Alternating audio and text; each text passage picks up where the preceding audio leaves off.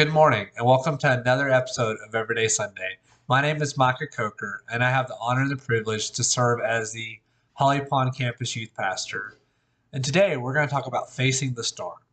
So you ever went through challenges? It's just like, maybe one challenge you're like, okay, this is tough, but I can press through. But then something else hits you, and something else hits you, and you're like, what in the world is going on?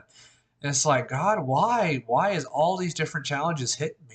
It's like, what's going on, Lord? I don't understand. Um, I really feel like this is how Jeremiah felt. Jeremiah felt, excuse me. Because in Jeremiah 12, he's just going through, he's crying out to God, going, I don't understand. Why this? Why that? Lord, why? And really, God comes back to him and says in Jeremiah 12:5, if racing against mere men makes you tired, how will you race against horses? So, what does that mean? God was telling Jeremiah that, hey, if you're getting tired and you want to give up over these lesser trials, these lesser challenges, what's going to happen when the battle gets even harder? When something else hits you that that you didn't expect? Are you going to give up then? Are you going to quit? Are you going to continue to press in? I already thought that was like a gut check.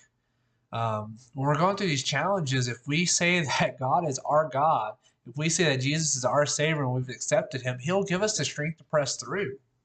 We just have to choose Him. Our pastor gave a great analogy on Sunday that in a boat, when they're in the middle of a storm, what they do is they take the anchor and they drop it off the front of the boat. And why do they do that? Well, it's because that anchor, what it does, it holds them facing the storm. So that way, when the waves come, when the storm is coming against them, they're facing it, right? And it breaks. So when they, like, we'll say for a wave example, hits them, it breaks to the side of the boat.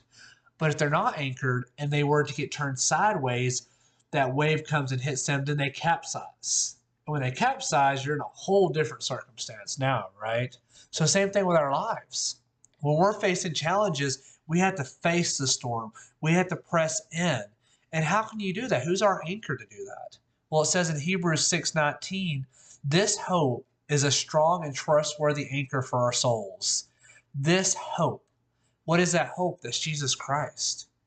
When we press into God in our challenges, if we allow God to be our anchor, what's going to happen is He's going to hold us firm, and we're going to face the challenges. We're going to face the storms in our life, and they're going to break against us, and they're just going to pass.